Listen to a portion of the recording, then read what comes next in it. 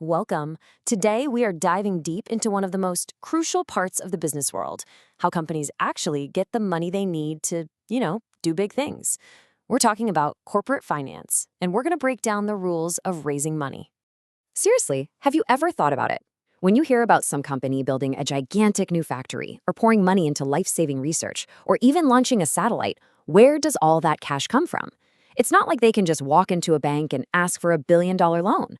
The real answer is found in the super complex and really tightly regulated world of finance. So, how are we going to tackle all this? Well, here's our game plan. First up, we'll look at why companies even need to raise money. Then we'll get into the main tools they use, shares and debentures. After that, we'll explore the two major ways they can issue them. And to see what happens when the rules get broken, we're going to dig into a massive landmark case. And finally, we'll wrap it all up by talking about why these rules are so incredibly important for all of us.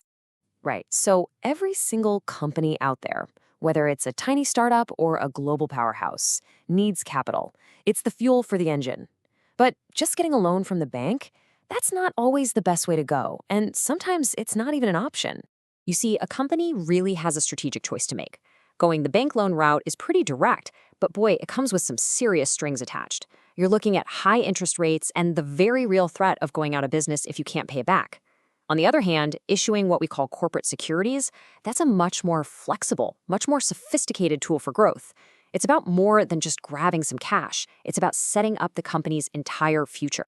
Okay, so let's say a company decides to issue securities. What are we actually talking about here? Well, it all boils down to two fundamental building blocks, shares and debentures. And honestly, getting the difference between these two is the key to unlocking all of corporate finance. Okay, think of a share as a tiny slice of the company pie. When you buy a share, you don't literally own the desks and computers, but you do own a piece of the company itself. And with that ownership comes a whole bundle of rights, like the right to vote on big company decisions if you hold what's called an equity share. A debenture, though, is a totally different animal.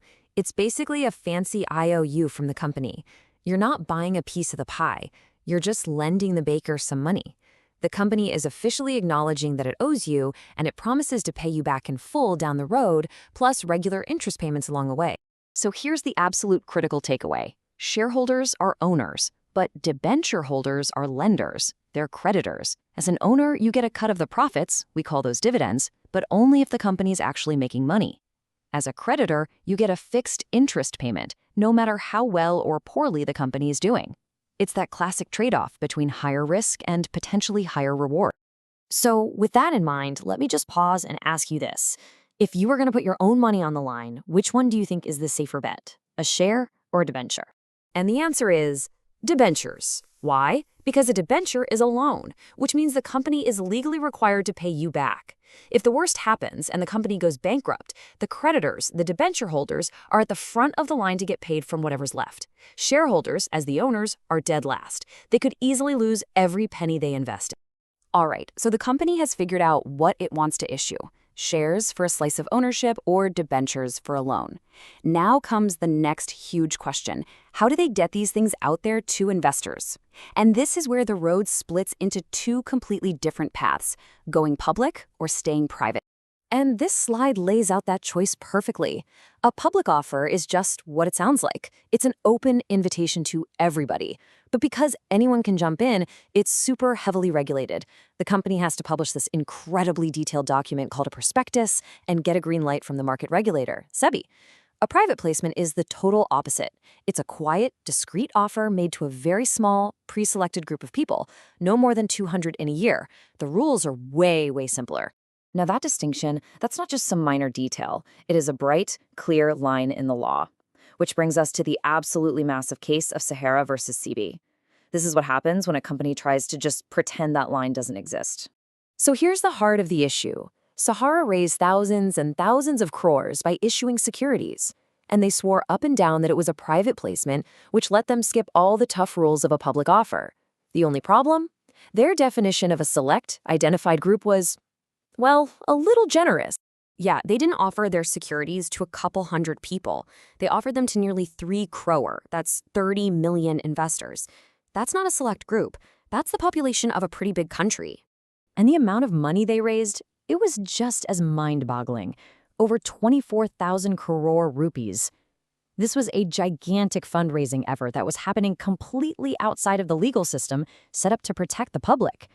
SEBI, the regulator, stepped in and said, no way, this is a public issue in disguise. The whole thing went all the way to the Supreme Court, and the court's decision really came down to this key idea.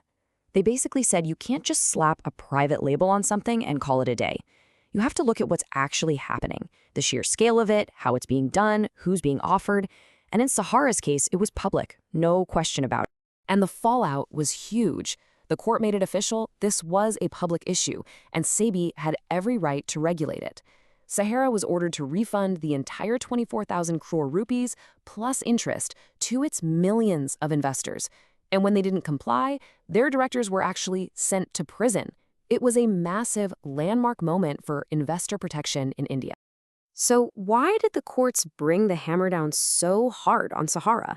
Why is this line between public and private so important that it's protected this fiercely? Well, that brings us to our final and most important point. These rules aren't just red tape. They are the absolute bedrock of a healthy, trustworthy financial market. They demand transparency, forcing companies to lay all their cards on the table so you know what you're buying. They create fairness, making sure everyone gets the same information at the same time. And they provide accountability, giving regulators like SEBI the teeth to step in and protect the public's money. At the end of the day, this is all about protecting investors. So if there's one thing to take away from all this, it's that the line between a public offer and a private placement is not just some boring technical detail. It is the very foundation of confidence in the entire financial system.